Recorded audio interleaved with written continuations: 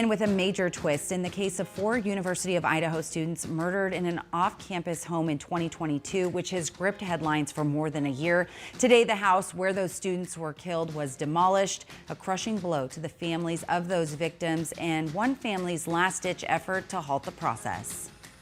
More than 13 months since students Ethan Chapin, Xana Kernodle, Madison Mogan, and Kaylee Gonzalez were found stabbed to death in a home near the University of Idaho. Today, the university began demolition of that house. Kaylee's family has protested the demolition from the start, fearing that key evidence could be lost before a trial even begins. If they tear it down and one jury member says, I wanted to see that place, I wanted to go inside there, I had questions that couldn't be answered. Now the family reaching out directly to the prosecutor's office and the university in a statement titled, "Please Stop the Demolition of the King Road Home." In it, listing their reasons why the house should stay standing. Among them, vantage points of the surviving roommates. What could they see? Dylan Mortensen stated Koberger walked past her, then Gonzalez asking how far away was Dylan when she saw him and why didn't he see her? What windows could suspect Brian Koberger see in from and where was he parked? What can you hear inside of the house? The University of Idaho telling NBC News in part, "We feel certain that now is the right time to move forward with the healing that comes with the demolition." And sharing in an email they say came from the prosecutor's office, which states in part, "Based on our review of Idaho case law, the current condition of the premises is so substantially different than at the time of the homicides that a jury view would not be authorized." After months of delays in the death penalty case against Koberger, prosecutors have requested a summer trial date. Earlier, a judge entering a not guilty plea on the defendant's behalf. Kaylee's family also pleading for a trial date, saying in part, the court in this matter has delayed long enough. For them, it has been agonizing. When your child dies, they don't just die once, they die every time that you wake up. And joining me now for a legal deep dive into these new developments is Hector Diaz of Diaz Law. And we're talking about, demolition of this key piece of evidence in the minds of some of the families, the victims' families. So outside of that, the potential evidence brought forth by prosecutors, why did they simply agree to this demolition that's happened today?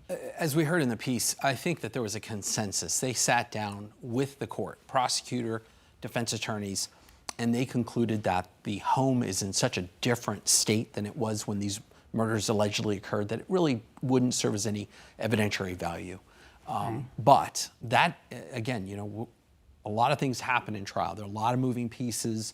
There are things that could come out in evidence that relate to the time of the crime, and now you don't have the home there anymore. And so even in terms of, say, the square footage of the home, Sure. where a window may have been, Right. Certain vantage points, these are things that could come up at trial.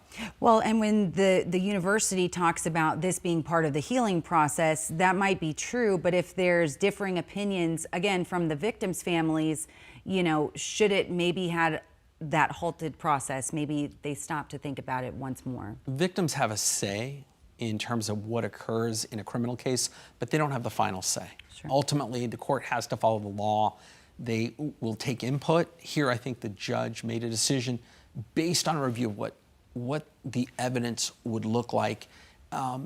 In some cases, very high-profile murder cases, jurors are allowed to go out to the home. They can look and review the home. Here, I think the court took concern that if that occurred, it might unfairly prejudice a jury because they're seeing a house that's very different than what it looked like at the time of the crime. Right, and we are talking about more than a year later, and so that was my next question. When it comes to letting a jury walk through a crime scene, I know that when I was reading about this, that seems not very standard. Now, is it standard for a jury to be able to go and walk a crime scene? Should it not be demolished? I wouldn't say standard. I would say that it is a practice that you do see, especially in a crime like this where it's in a residence and the crime occurred inside the residence. So this is a situation that you would expect a jury to have requested to go see it in terms of getting a sense of where the murders occurred and getting a sense of the home and the layout.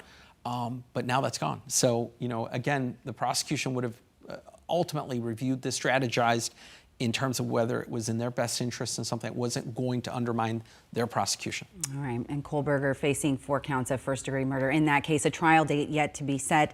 As promised yesterday during our 4 o'clock hour, we said that we would talk about the logistics and legalities surrounding fireworks as people get ready to ring in 2024. So break down for us, can people buy and use fireworks whenever they so wish? I know I saw a couple get lit on Christmas Day for celebratory purposes, but is that okay? It is, and you know, you can drive anywhere here in Maricopa County and Phoenix, and you'll see in certain areas that they're for sale. Right. Right. You'll see that, you know, the tents are up, and so they are legal to purchase, they are legal to use, but there's certain parameters. As with most, you know, things, there are laws in place that guide where you can use them, how you can use them.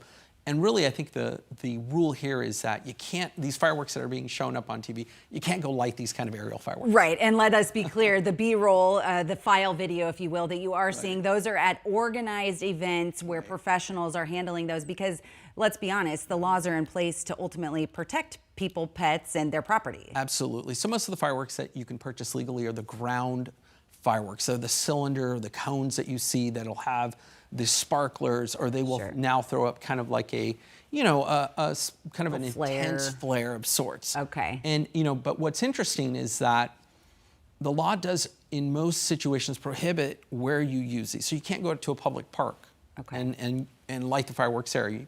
This public street is prohibited as well, a sidewalk. And so, you know, most of us, when we think, okay, we're going to get some fireworks, you might want to light them in the front of the street there, and that's actually prohibited. So really, the safest thing to do is to, in the city you live in, go on the website, and each city has different rules, and look at, you know, what's allowed and what's not allowed. Yeah, check your respective cities and certainly respect your neighbors, and again, protect yourself, your pets, and your property. Hector, thank you.